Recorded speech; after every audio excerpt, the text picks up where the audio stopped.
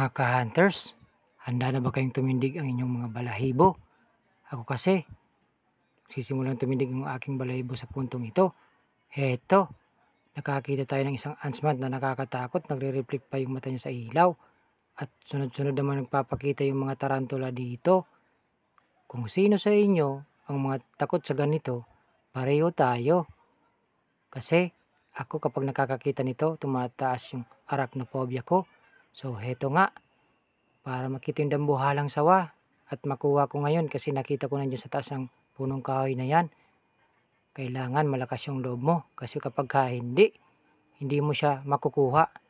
So ayusin ko nga itong aking pantalon para hindi sumabit sa mga sanga.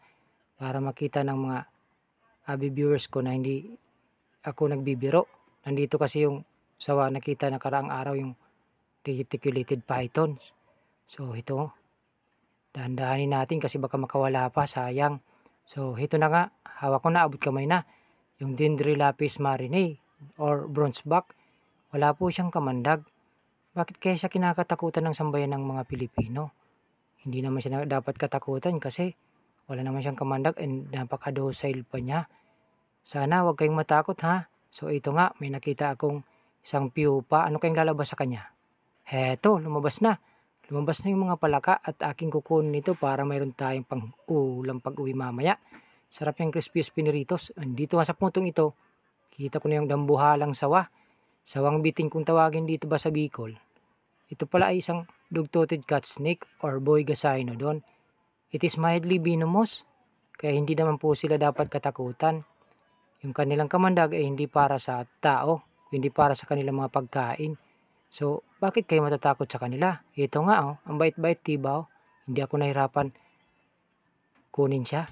So, sa bandang taas nga ito, may nakita pa kami isang Luzonensis, bronzeback. So, non-venomous din po ito. Kung tawagin dito sa Bicol, ay lukay-lukay. So, dito nga sa puntong ito, may nakita tayo isang green-crested lizard. So, huwag kayo guys matatakot kapag nakakakita kayo nito. And huwag niyong tatangkaing hawakan sila. Kasi, eto yung magiging kulay nila. Ayan, kapag ka nai-stress sila, lumalabas yung kulay brown sa kanila at puti. Nakawala yung kulay na napakaganda niyang kulay green.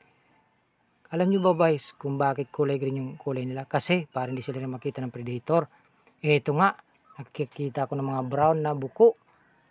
Buso, bahala kayo kung anong tawag sa lugar nyo. Eto pa, palakang bukid, kukunin ko na to. Masarap to. Tumalon pa. Itong isang to, nakakain ba to guys? Basta kukunin ko na to. Pag nabalatan na yan,